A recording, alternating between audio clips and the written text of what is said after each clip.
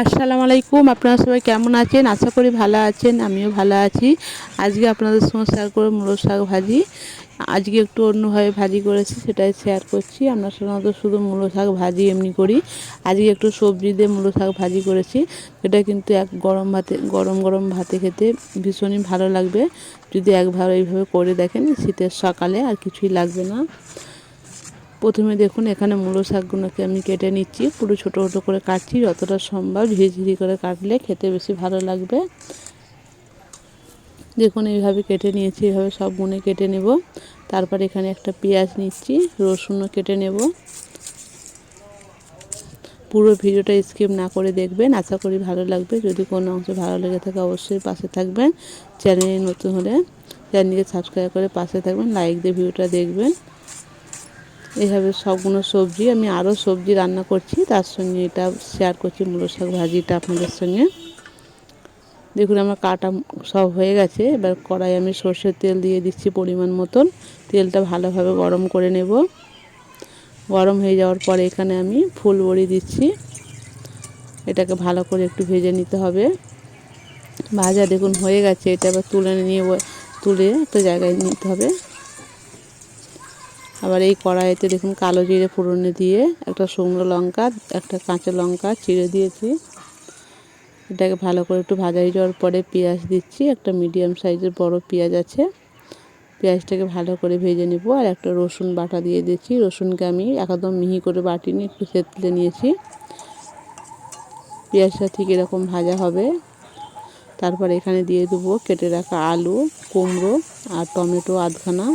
একটা টমেটোর আধখানা দিয়েছি আমি। লবণ দিয়ে আমি এটা কিছুক্ষণ ভাজতে থাকবো, যাতে আলু আর কুমড়োর পানিটা পুরো একদম শুকিয়ে যায়, ততক্ষণ পর্যন্ত ভাজবো। একটা ভাজা ভাজা ভাব চলে আসলে দেখুন এরকম ভাজা ভাজা হয়েছে।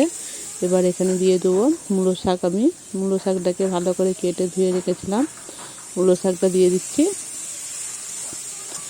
ভালো করে নাড়াচাড়া করতে থাকবো। আঁচটা কিন্তু মিডিয়াম টু হাই থাকবে। আমি এখানে কিছু মশলা দিয়ে দিচ্ছি, হলুদ গুঁড়ো, লঙ্কা গুঁড়ো,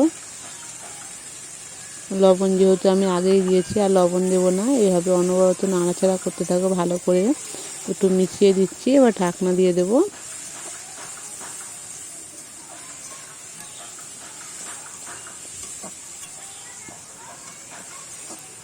এইভাবে ঢাকনা দিয়ে পুরো রান্নাটা করে নিতে হবে, যাতে আলু কুমড়ো সবই সেদ্ধ হয়ে যায়।